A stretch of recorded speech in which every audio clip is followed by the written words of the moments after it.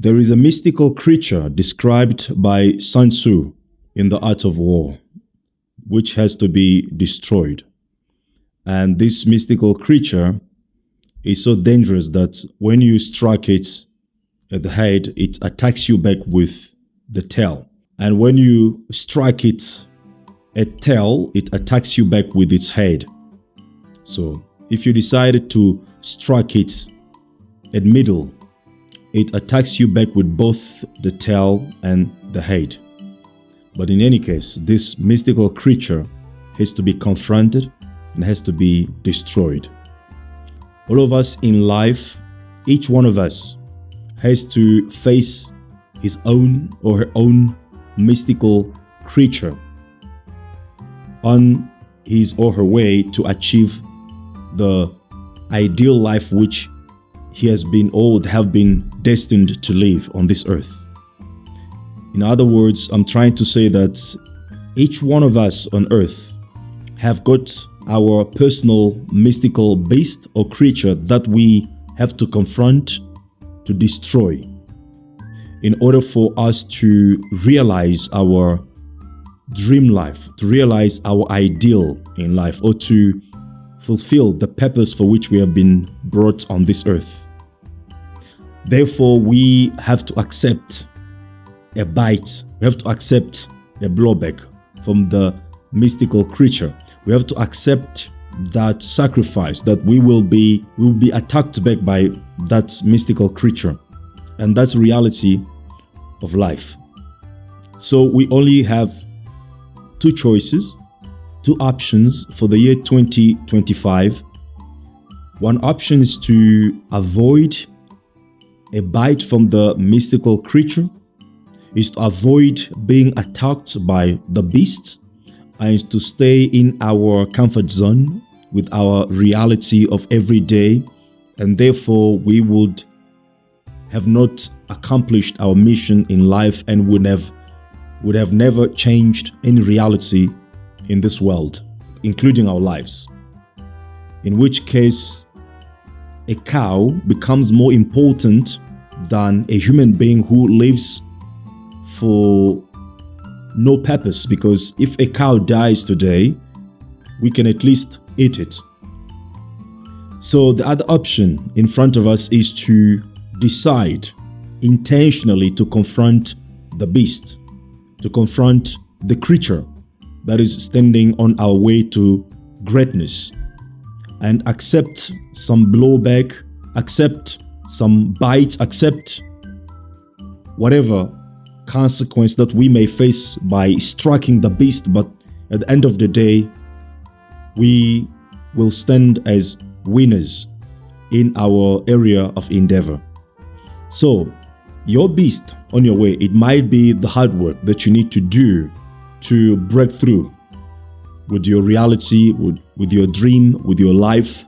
Your beast can be that you have chosen a particular cause that is not appealing to the majority. Therefore, you have to face rejection. You have to face disappointments. You have to face all kind of discrimination because you stand for something that is not being embraced by many people. Your beast can be hard work, as I said. Your beast can be loss of opportunities, loss of jobs, and whatever else that you can face by standing for something that you believe that is your calling. Because the world in which we live today is not well prepared to receive new ideas that have not been received publicly, that have been not really experienced by many people. And yet we are all being called to do something specific, something probably new in a particular area of our existence. And for that to succeed, we have to face our personal beast, our personal mystical creatures, and overcoming them in order to make our ideas, our dreams, our aspirations successful. That being said, I do greet you with our revolutionary greetings from the African Continental Unity Party by saying that peace and love, freedom and decolonization to all African people, those on the continent, those abroad, and those in the future. If you have two shoes, please sell one and buy a sword. If you have two trousers, please sell one and buy a sword, because now it is time for revolution. The year 2025 is a year of revolution, and this revolution, we are not going to do it on the streets. It's not going to be on TikTok, on Facebook, on YouTube. This revolution, we will do it firstly in our mind and in our communities, by transforming these communities as our mind has been transformed. Because if we are not in charge of our mind, we cannot be in charge of our lands, of our communities, and therefore the one who controls our mind will be in charge of our communities, of our lands, and of our reality. That is why this revolution is not about burning cars, but it's going to be about building our own cars, selling them to make our own money. And our wish for you all African people for year 2025 is not for the year 2025 to be a great year for you, but is for you to become great in the year, throughout the year 2025. In other words, what I'm trying to say is that we are not going to be locating our greatness outside of ourselves or in the year. We are not going to locate it in a particular thing such as a year or as an individual or whatsoever. Our greatness is within us.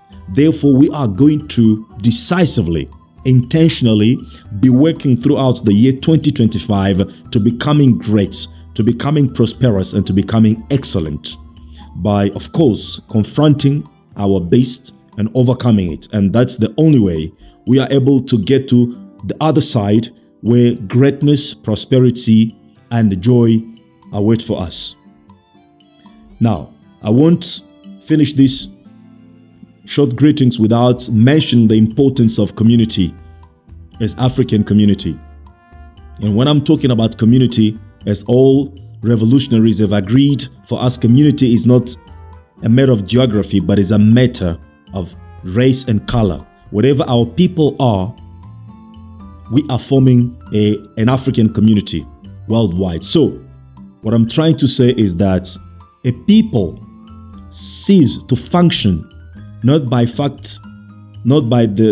fact that they have been bombed with a nuclear power or whatsoever. A people ceases to function when they don't have a collective agenda as a people, when they don't have a collective aspiration, when they don't have a collective goals to achieve as a people, as a collective. That is when a group of people begin to descend into what I can call disappearance. So as African people, it's good that we have our individual dreams. And of course, we have our individual motivation to face the individual beast that is in front of each one of us so that we can achieve our individual goals. But that goes the same for us as a collective people in this world. We have to realize that if we don't work around collective goals, if we don't build collective aspirations, if we don't build collective dream as African people, we are descending into what I called disappearance. And there will be no longer any people that we can call African people, because what will define us as a people is when we have collective aspiration, collective goals, collective agenda, and collective blueprint. And at this moment, the reality of today in the world dictates that for Africa, our survival, our success, our liberation depends on our unity and organization, and depends on our collective work that consists of building or rebuilding Africa as a global power base. Therefore, we, through this message, encourage every African person from wherever you are to realize that we need to be part of a community. We need to have a collective agenda. We need to have a collective blueprint. We need to have a collective dream and unite and organize ourselves around these dreams and work to achieve them. So if you don't have an organization through which you can feed into a collective dream of African people, an organization through which you can participate in a collective agenda. As an African person, we invite you to join the African Continental Unity Party, ACUP. Join us. Let us together build our collective dream, our collective agenda, which is of Africa that is empowered, Africa that is strong, Africa that is powerful, Africa that dictates the reality of the world. No longer an Africa that is victim of imperialism, whether that is East or Western imperialism, but Africa that is on the driving seat of its own agenda of power, prosperity, peace, and you name it. So the year 2025, let's make it this a year of ACUP, the year that will bring ACUP in every country on the continent and also in the diaspora where our community live. So the doors are open. We are open to your ideas, your inputs, your work, your participation, anything that you can bring that will make this agenda progressing and moving forward. My name is Kabbalah. I'm in charge of the communication departments of the African Continental Unity Party. We greet you once again with our revolutionary greetings by saying that peace and love, freedom and decolonization to all of you African people from wherever you are on the continent, in the diaspora, and in the future. See you in the year 2025, and we hope to be working together with you for the greatness of our continent and most importantly, for the salvation of our children. Peace and love. See you then.